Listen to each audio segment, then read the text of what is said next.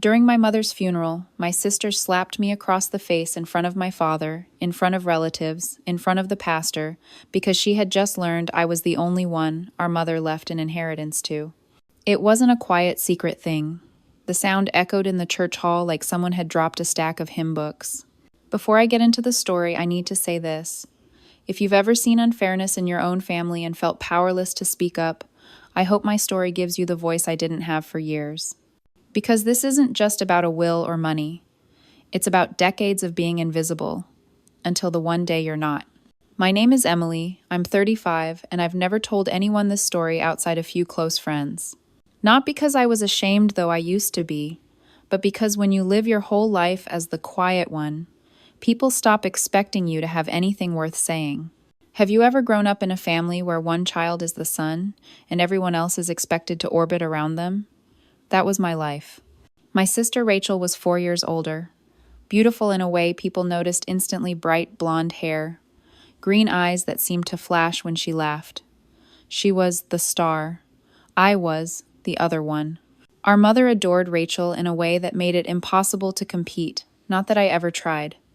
If Rachel got a cold, Mom tucked her into bed with chicken soup and a cool washcloth on her forehead. If I got sick, I'd hear, "You'll be fine, just drink some water," while being told to still clear the dinner plates. Mom drove Rachel to soccer games in the next town over and cheered until she lost her voice. My piano recitals? She once left halfway through because Rachel had a friend over who needed a ride home. That favoritism became the air we breathed, so constant that even our relatives learned not to question it. At holidays, everyone would ask Rachel about her classes, her friends, her plans. I was the one they asked to refill the drinks. By the time I was a teenager, I had learned two things. I would never be the favorite, and no one was coming to rescue me. So I worked. Quietly, steadily, without applause. I babysat for neighbors. I tutored kids in math. I worked weekends at a diner while keeping my grades high enough for scholarships.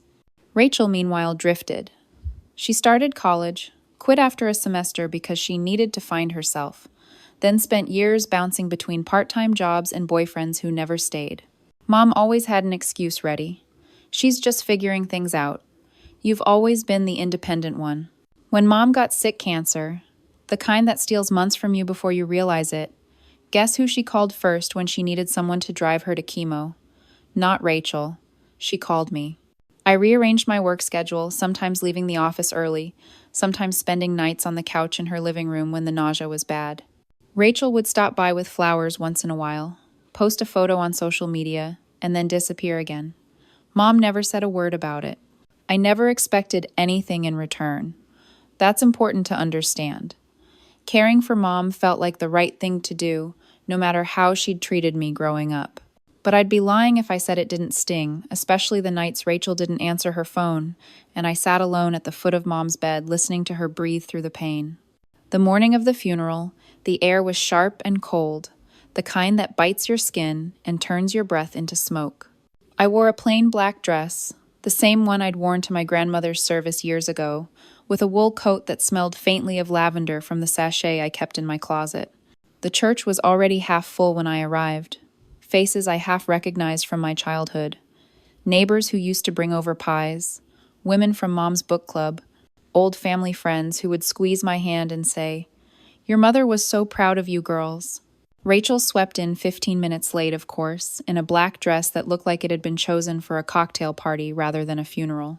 She hugged everyone in the first two pews, her voice a little too bright, like she was hosting the event. She didn't look at me.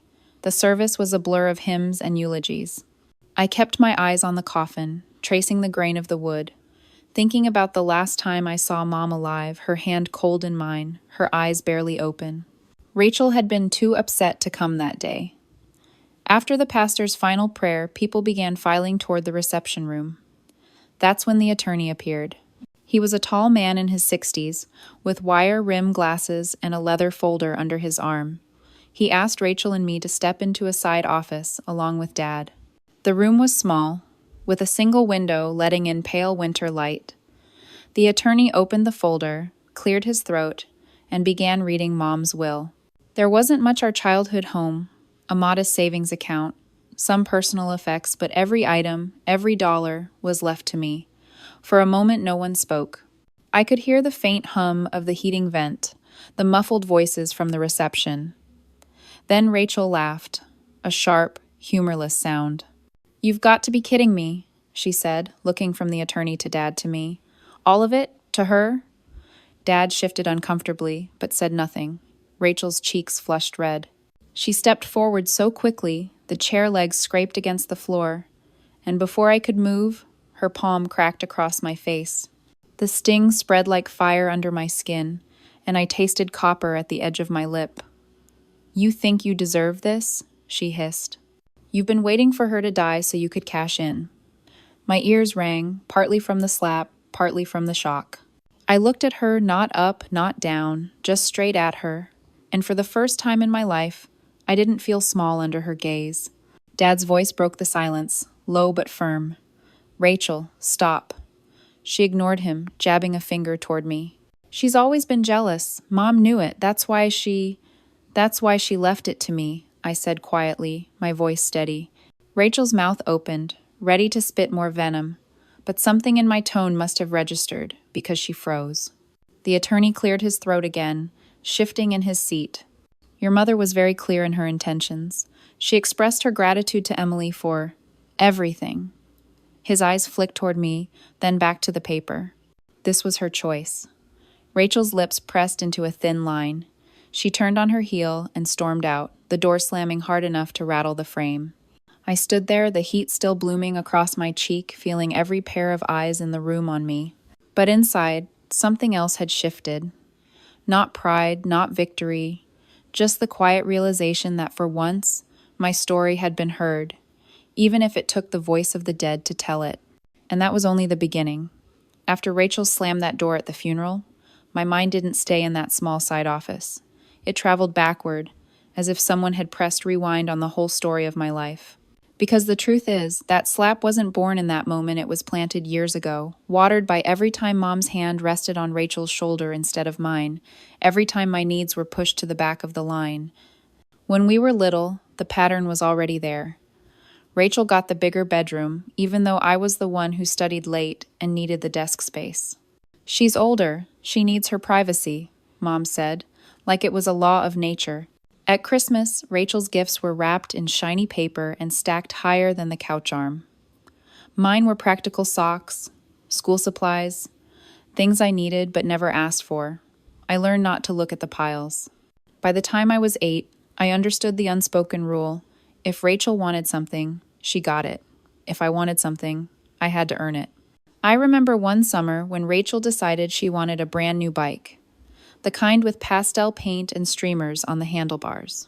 Mom took her to the store that Saturday and came home with exactly the one Rachel had circled in the catalog. That same week, my own bike chain snapped. Mom said we couldn't afford to replace it. I spent the rest of that summer walking alongside Rachel while she pedaled ahead, her laughter trailing behind her. School didn't change the balance. If Rachel forgot her lunch, Mom would drive it to her school, even if it meant being late for work. If I forgot mine, Mom told me to borrow from a friend. Teachers knew Rachel as the charming older sister, always quick with a smile, always good for group projects where she didn't have to do much work. I was the one they counted on to stay after class and stack the chairs, to fill in the missing answers on the group assignments. The year I turned 13, Dad took on more shifts at work to cover bills, which meant he wasn't around to see the way things tilted further. Rachel joined the soccer team. Mom became Team Mom, baking cookies for every game, sewing the team banner. My weekends were spent doing laundry, cleaning the kitchen, and helping Rachel find her cleats 5 minutes before they had to leave.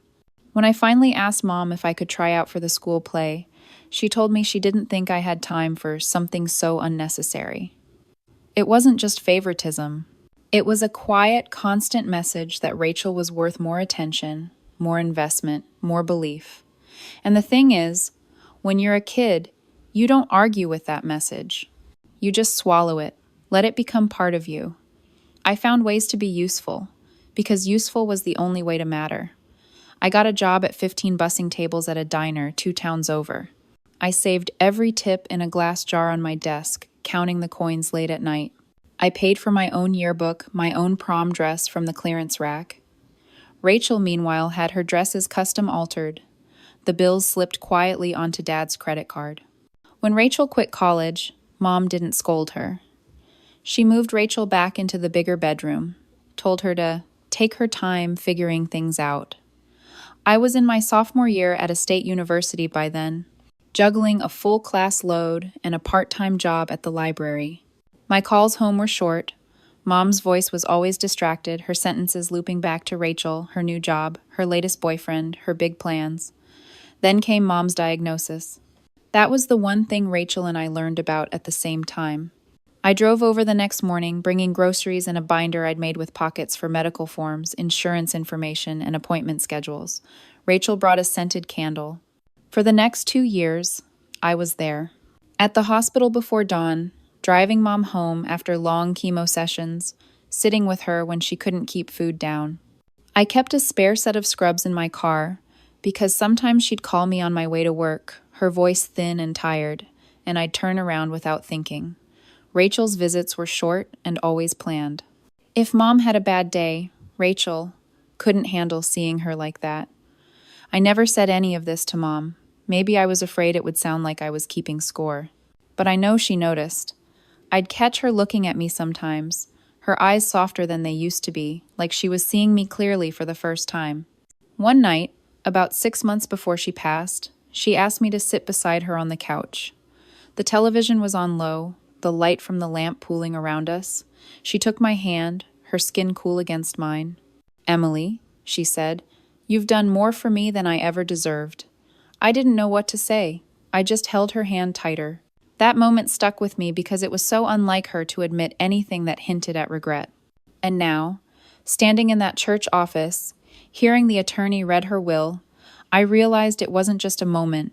It was the truth she had carried to the end. But Rachel didn't see it that way. She couldn't. In her mind, she was still the center of the story, and I was the background character who had somehow stolen the spotlight. The slap, the accusation, it was the only way she knew how to reclaim it. I thought about the years I'd been called the independent one, like it was a compliment, when it was really permission to neglect me. I thought about the nights I'd sat in my apartment, too tired to cook for myself after spending hours with Mom, while Rachel posted pictures of cocktails from some rooftop bar. And I thought about the glass jar on my desk when I was 15, the one I'd filled with tips until the metal lid wouldn't screw on all the way. That jar had taught me something Rachel never learned. No one was coming to hand me what I wanted. I had to earn it, keep it safe, and never expect applause. So when Rachel hit me in that small room, in front of Dad and the attorney, I didn't feel anger the way I expected. I felt a kind of finality, like the last page of a book you'd been reading your whole life had just been turned. The attorney slid the papers back into his folder, his voice polite but brisk. "We can schedule a time to go over the details, Emily." I nodded, still half in the past, half in the strange quiet of the present. Dad walked me out of the room. His hand hovered near my shoulder, not quite touching. "You okay?" he asked. "I've been okay for a long time," I said. And for once I almost believed it. The key thing about being underestimated your whole life is that it becomes a kind of camouflage. People stop watching you closely because they think they already know what you're capable of, and that's when you can build something without interference. After I graduated from the state university, I didn't come home. I rented a small one-bedroom apartment in the city, close enough to check on Mom when she called, far enough that Rachel's drama didn't splash onto me every weekend. The apartment had thin walls, a stove that clicked 3 times before lighting, and a single north-facing window that looked onto a brick wall. But it was mine. I painted the kitchen a soft sage green, lined the pantry shelves with neatly labeled jars, and set up a second-hand desk in the corner for my laptop. I worked in an administrative job at a mid-sized insurance firm. It wasn't glamorous, but it was steady, and it gave me 2 things I valued more than anything: health insurance for myself and Mom, and predictable hours. I could take her to appointments in the mornings and still be at my desk by noon. No one in the office knew I was keeping a second schedule outside of work. Rachel, of course, didn't notice.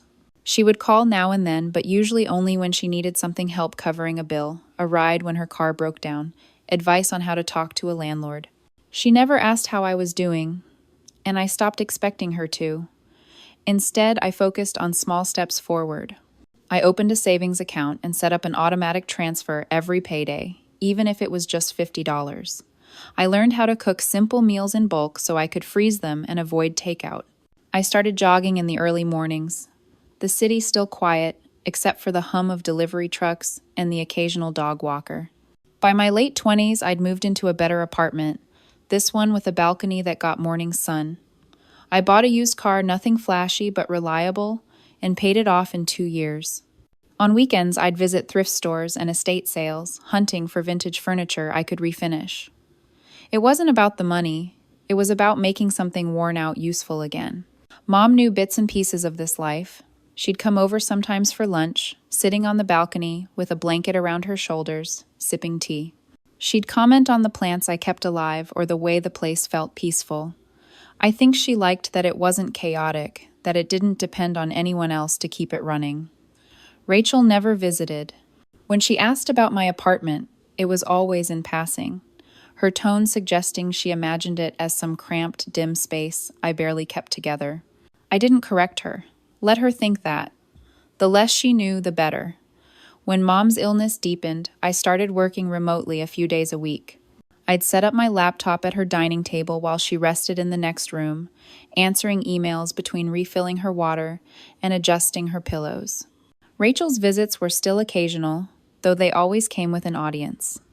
She'd post a photo holding Mom's hand, captioned with something about family first, then leave after an hour. During that time, I also began taking evening classes in financial planning. I'd seen too many people, including Mom, make small mistakes that cost them stability later. I didn't want to repeat them. 2 years later, I earned my certification and transitioned into a better-paying role at the firm, one that came with a private office and a salary that made my savings account grow faster. I kept my expenses modest. My splurges were practical good walking shoes, a high-quality mattress, fresh flowers on Fridays. There was something deeply satisfying about building a life that didn't depend on anyone's approval. By the time Mom passed, I had more than enough to cover her medical bills and funeral costs without touching her estate. I didn't tell Rachel that. She had always assumed I was barely scraping by, and I let her believe it. It wasn't about secrecy for the sake of hiding. It was about keeping what was mine safe from the constant drain of her entitlement. I'd seen what happened to anything Rachel thought she had a claim to. There was one day, about a year before Mom died, that summed up our dynamic perfectly. Mom had just come home from a rough hospital stay, and I was in the kitchen making soup from scratch. Rachel breezed in wearing sunglasses indoors, dropped her purse on the counter, and said she'd brought Mom a little treat. It was a box of cupcakes from a bakery across town. She unboxed them like they were jewels, placed them on the table, and took photos while Mom smiled faintly. Then Rachel announced she had to run dinner with friends and left me to clean up. Later, I found the receipts still in the box. Mom had paid for them herself. Mom didn't say anything, but her eyes followed me that night as I tidied the kitchen. There was something almost apologetic in her gaze.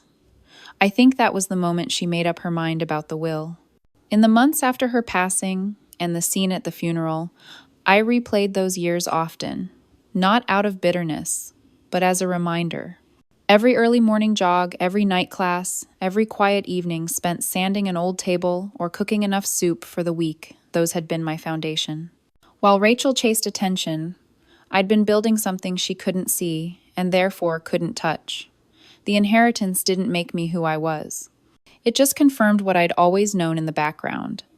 That value isn't measured by how loudly you demand it, but by how steadily you live it. Still, the will changed things. It wasn't just money, it was the house, the place Rachel and I had grown up in. It held every uneven memory. The bigger bedroom, the Christmas mornings, the summers on the porch swing. I knew it wouldn't be simple to keep. But I also knew I wasn't going to let it slip into Rachel's hands to be sold off for quick cash. I told myself I'd hold on to it for a while, let the grief settle before making any decisions. In the meantime, I stayed quiet. Rachel didn't call me after the funeral, and I didn't reach out. That silence felt like a border being drawn, one I wasn't eager to cross. But borders don't keep storms out forever. And I had a feeling Rachel wasn't done with me or the inheritance yet. For weeks after the funeral, Rachel's absence was almost a relief. No calls, no surprise visits, no cryptic social media posts aimed in my direction. I focused on settling Mom's affairs meeting with the attorney, sorting through boxes in the attic, making lists of what needed repairs in the house. It was quiet work, the kind you do with the radio low and a cup of coffee cooling beside you. Then, one Saturday morning, the knock came. It was just after 9. The light was still soft, filtering through the lace curtains in the front room. I opened the door to find Rachel standing there, sunglasses pushed up into her hair, a coffee cup in one hand, and a tote bag slung over her shoulder. She smiled like we were meeting for brunch. "Can I come in?" she asked, stepping over the threshold before I could answer. I followed her into the living room. She set her coffee on the mantel and looked around, as if taking inventory. Her gaze lingered on the framed photos, Mom in her garden, Dad holding us when we were little, a school picture of me from the 8th grade where my hair refused to stay flat. "This place looks smaller," she said finally, turning back to me. "I guess you don't notice when you're a kid." I didn't answer. She sank onto the couch and crossed her legs, her tote bag spilling open to reveal a manila folder. She patted it once, like a cat settling on a lap. "I've been thinking," she began, drawing out the words, "about the house, about Mom's will." Here it was. She leaned forward, elbows on her knees. "I don't think it's fair. You already have your own place. I'm still renting, and this house has history for both of us. I should at least have partial ownership." I stood by the armchair, my hands resting on the back of it. That's not what Mom wanted. Rachel's eyes narrowed. "Mom wasn't thinking clearly at the end, you know that. She was sick, probably influenced by you being around all the time." I felt the words land, sharp but predictable. She was clear. She told me why. Rachel's voice lifted, a little too loud for the small room. "She told you? Of course she did.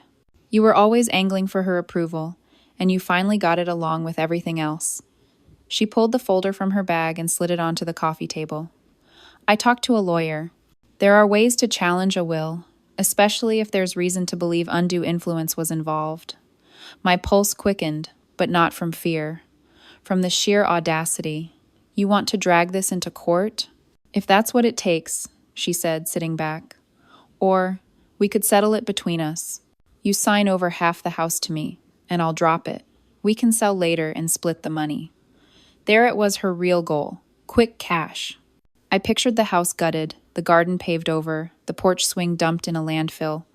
"No," I said. Her jaw tightened. "Think about it, Emily. You don't want to fight. The family doesn't need more drama." I almost laughed.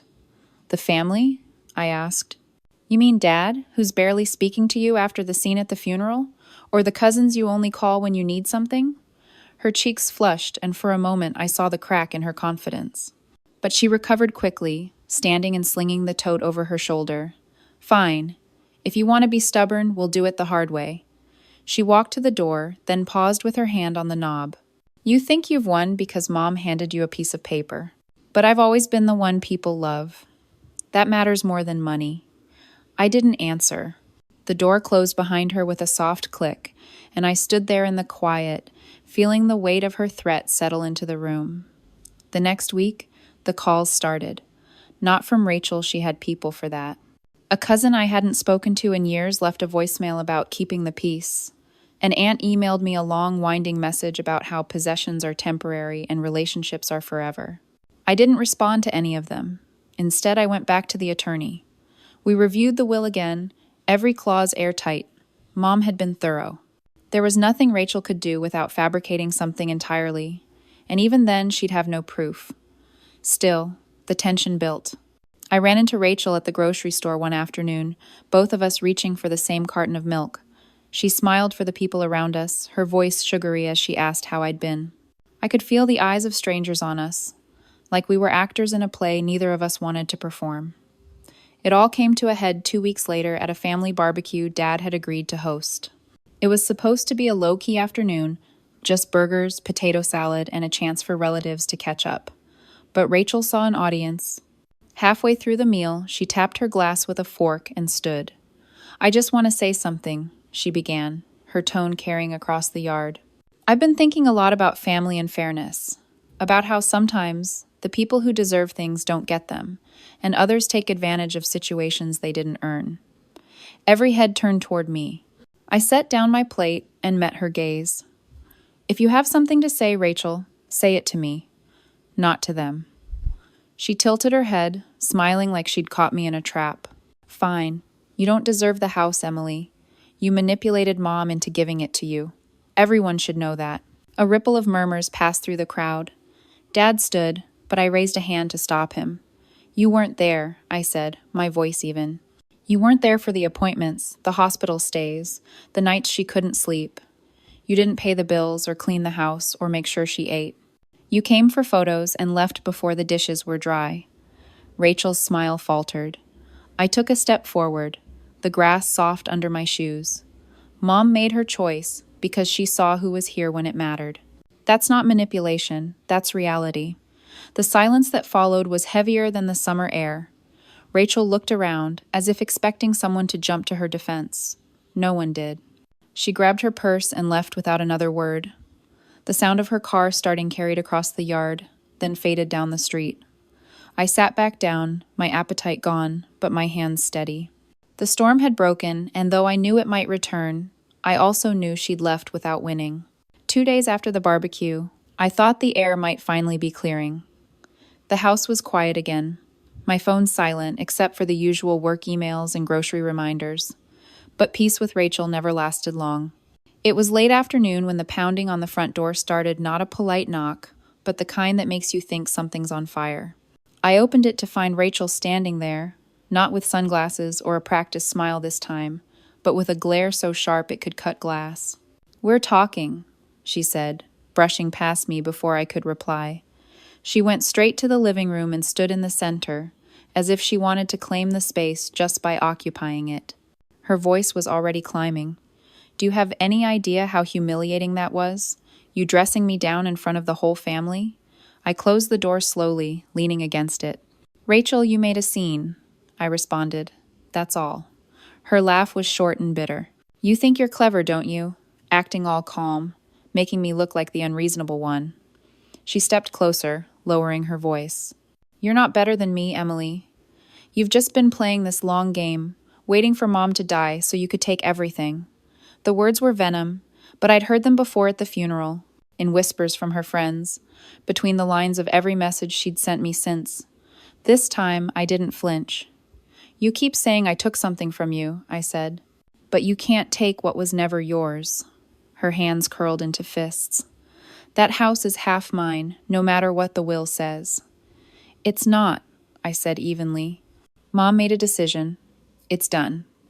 She pulled a folded sheet of paper from her bag and tossed it onto the coffee table. "Then explain this." I picked it up. It was a printed draft of a legal petition, her name at the top. She'd actually started the process to contest the will. "You're wasting your money," I told her. "I have friends," she said, her chin lifting. "People who saw how close I was to Mom.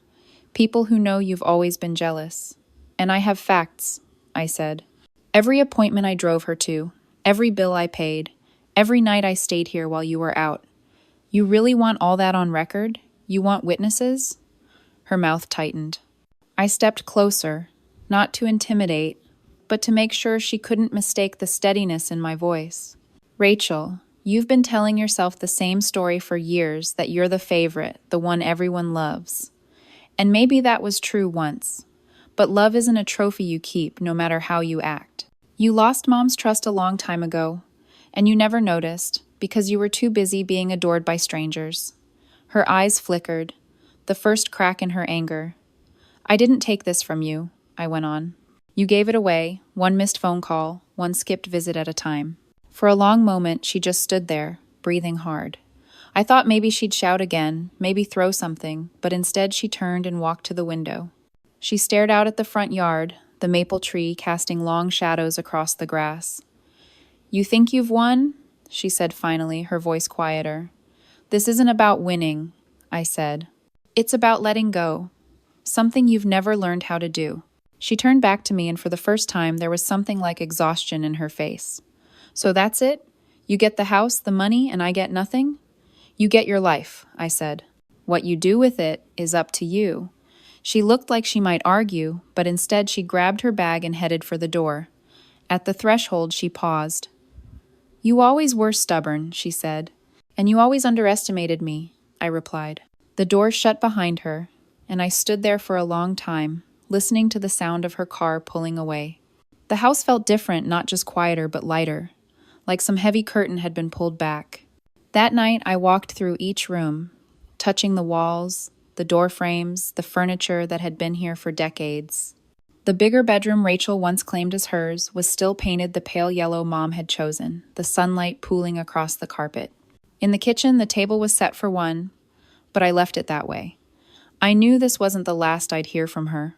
People like Rachel don't retreat forever. They circle back when they think the timing favors them. But something had shifted in me. For the first time, I wasn't bracing for her next move. Because here's what she didn't understand. The inheritance wasn't the victory. The years I'd spent building my own life, the skills I'd learned in silence, the ability to stand on my own, that was the win. Mom's will was just the acknowledgement. And if Rachel wanted to challenge that, she'd have to face not just me, but the truth she'd been avoiding for years. Rachel didn't come back the next day, or the next week. The silence between us stretched into something I could almost fold and put away, like a letter I didn't plan to answer. I kept busy. There was still work to do on the house. Loose hinges, peeling paint on the porch railing, a stubborn leak under the kitchen sink. I handled them one by one, small repairs that made the place feel solid again. It was strange, caring for the same house where I'd once felt invisible. Now, each nail I tapped, each wall I patched, felt like a way of reclaiming it on my own terms. Dad stopped by more often. He didn't talk much about Rachel, and I didn't ask. We'd sit on the porch in the evenings, watching the streetlights blink on, the air cooling around us. Once, without looking at me, he said, "Your mother would have been proud of how you handled all this." I didn't need him to elaborate. I just nodded. The legal threat never materialized. Maybe Rachel's lawyer told her the truth, that she had no case. Maybe she realized that dragging our family name through court wouldn't earn her sympathy. Or maybe, and this is the one I secretly hope for, she finally understood that no amount of arguing could rewrite the years she'd been absent. Life settled into a rhythm. Mornings were quiet coffee at the kitchen table, sunlight spilling across the wood, the maple tree outside shaking its leaves in the wind. I went for runs along the same streets I'd walked as a child, noticing things I'd never paid attention to back then. The smell of fresh bread from the bakery, the way the corner store owner always waved at passing joggers. Every so often, I'd think about Rachel. Not with anger, but with a kind of distant curiosity. I wondered if she still believed she'd been wronged, or if she'd begun to see the truth. I knew better than to expect an apology. Some people can't form the words without feeling like they're giving up a piece of themselves. One afternoon, I found an old photo album in the hall closet. Inside were snapshots from years I barely remembered, birthdays with lopsided cakes, summer afternoons at the lake, Christmas mornings with wrapping paper everywhere. In so many of them, Rachel was front and center, smiling like the world belonged to her. I was often in the background, holding something, picking something up, caught mid-task. It struck me then. My role had always been to hold things together. And maybe that was why, when the weight of Mom's illness fell on us, I was the one who could carry it. That didn't make me a saint, and it didn't make Rachel a villain. It just made us different. But here's the thing. Difference isn't an excuse. Love is work. Family is work. You can't coast on history and expect the ties to hold. Mom had understood that by the end, and in her own way, she'd tried to put things right. The will was her last word. My choice was what to do with it. A few months later, I hosted a small gathering at the house.